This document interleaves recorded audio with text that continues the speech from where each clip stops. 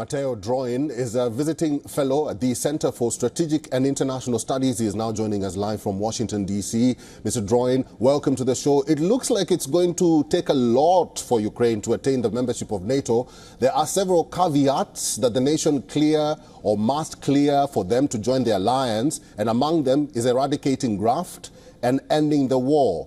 Does it look feasible for Ukraine to join the NATO in the near future, or the dream is very far from? Yes, thanks for having me. Well, in fact, there is nothing really new here. So we're approaching the summit. It will be next week. And the summits period are usually periods where every country tries to push its advantage. So that is the case for Ukraine and for its main supporters among European nations.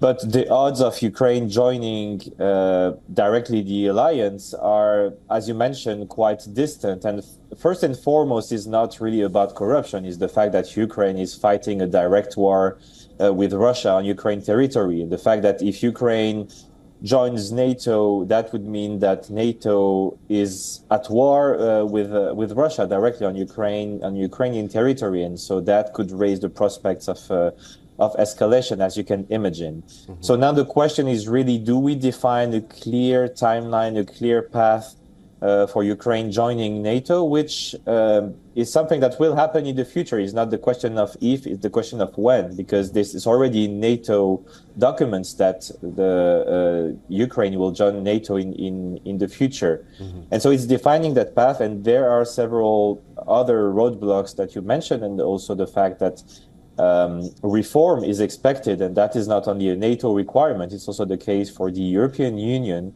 And what is important to underline here is that you mentioned several of them, but Ukraine has done a tremendous job in fighting corruption, which is still a prevailing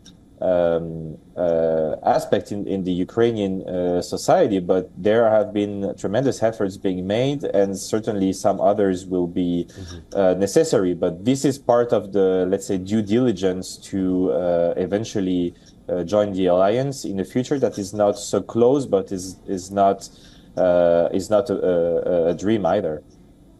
Mr. Droin, very quickly, why is it looking like the European Union or some countries in Europe are developing cold feet when it comes to Ukraine joining the NATO? Well, I think that's partly because of the point that I mentioned. I think the main factor is fear of escalation with Russia. So again, I think the issue is not should Ukraine join NATO. I think most Europeans see a value in that. It's just the question on how do we make sure that we do it in an orderly fashion that doesn't create more risk for Europeans.